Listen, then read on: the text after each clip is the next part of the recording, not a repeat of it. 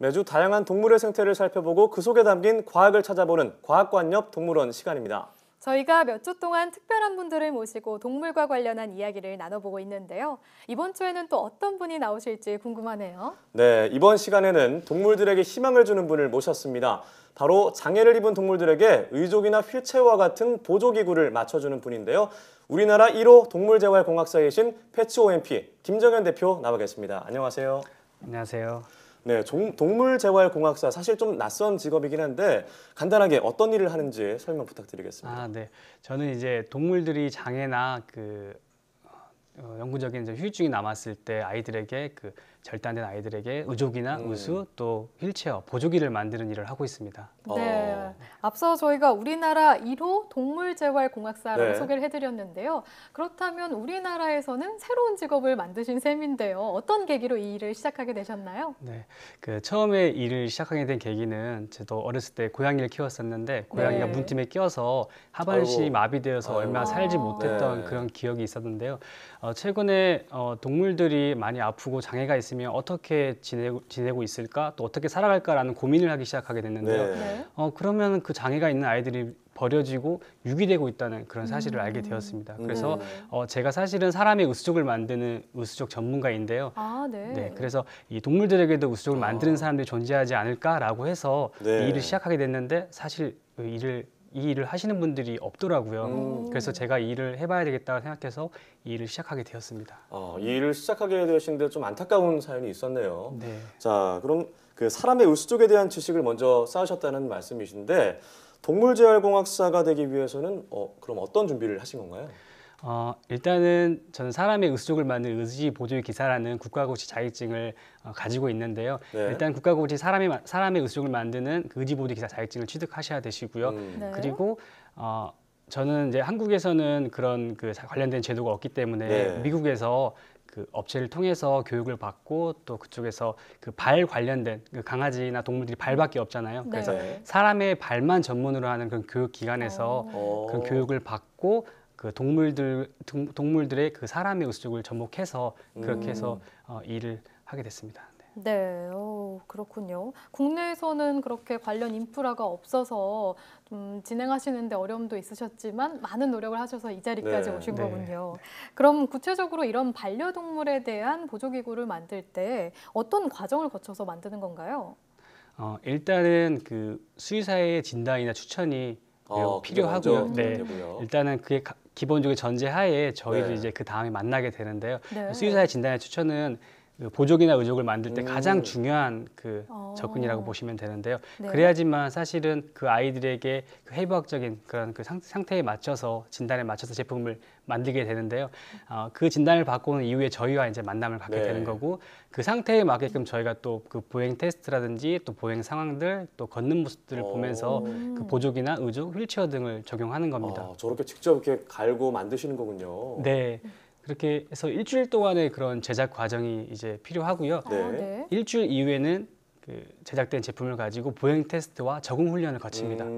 그리고 난 이후에 집으로 돌아가거나 동물병원으로 가는데요. 그 이후에는 저희가 또 계속적으로 또 그런 상담을 계속적으로 관리가 필요합니다. 그렇군요. 저는 사실 이런 의족 의수를 차고 다니는 강아지를 실제로 본 적은 없어서 잘 몰랐는데 이렇게 찾아오는 동물이 하루에 몇 마리 정도 되나요? 하루에 많게는 5마리에서 10마리 정도까지 있고요. 한 달 평균 50에서 100마리까지 굉장히 많은 아이들이 고통을 받고 있습니다. 생각보다 정말 많네요. 그러면 주로 어떤 장애를 가진 동물들이 찾아오나요? 선천적인 장애는 사실 많지는 않아요. 태어날 때부터 장애가 생기는 경우는 많지는 않고요. 후천적인 요인에 의해서 많이 장애가 생기거나 또 저희의 도움이 필요한데요. 교통사고, 그리고 외상, 그리고 수술 후에 대한 후유증, 일명 슬개구 탈구, 전방 십자인대 파열이라든지 이런 질환들이 흔하거든요. 그런 흔한 질환에 수술을 하는 경우도 있지만 또 보조기를 착용하고 또 일상생활이 가능한 경우도 많거든요. 그래서 후천적인 원인도 많습니다. 화면에 보니까 이제 하반신이 없는 강아지인 것 같은데요. 이런 동물들을 만나보실 때 좀 가장 기억에 남는 동물이 어떤 동물이었을까요? 제가 초창기에 사업을 시작할 때 레브라도 골든 리트리버 동순이라는 아. 친구가 있었는데요. 네, 네. 동순이요. 네, 그 친구가 그 홍역을 알아서 이 친구인가요?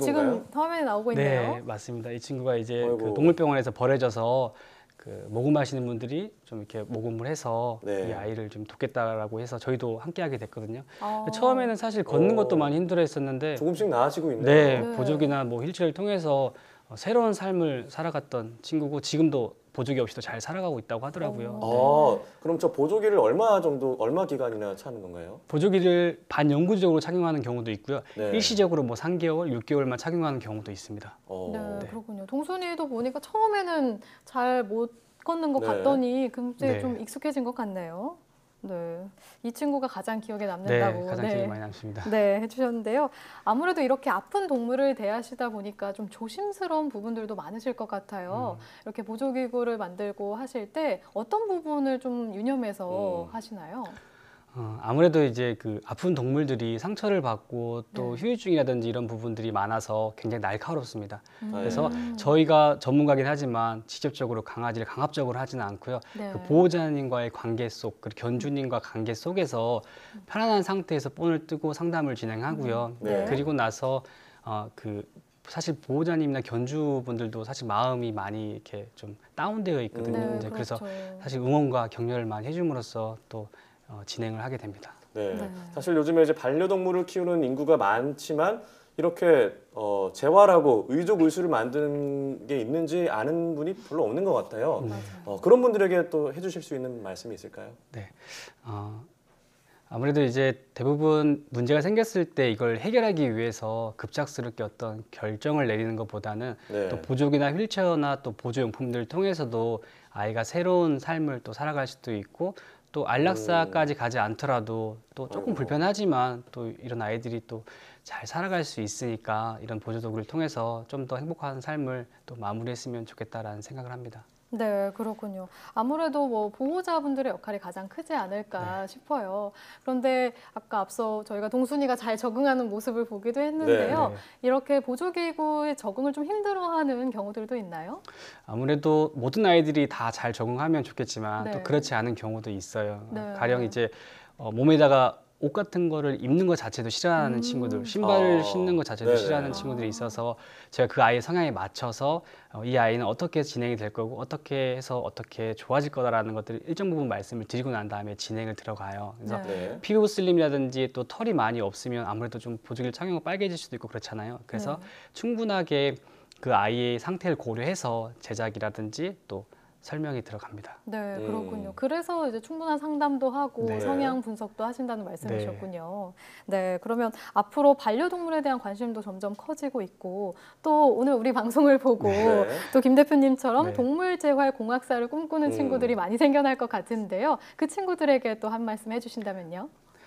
일단은 이제 동물을 사랑하는 마음은 뭐 당연하겠지만 일단은 그 의수족에 관련된 전문적인 그런 분야를 또 제가 이제 처음 시작했지만 또 네. 많은 사람들에게 정보를 주고 싶고요. 또 그분들이 동물재활공학사에 더 관심을 많이 갖기 위해서 저도 계속해서 노력하고는 있습니다. 그리고 또 의지 보조기 관련돼 있는 자격증을 일단 취득하는 게 가장 좋을 것 같고요. 그 다음에 네. 강아지 관련된 해부학적인 것들 그리고 또 저희는 그 동물재활공학사가 더 활발하게 일할 수 있는 그런 조건들을 만들 수 있도록 그렇게 노력을 하겠습니다.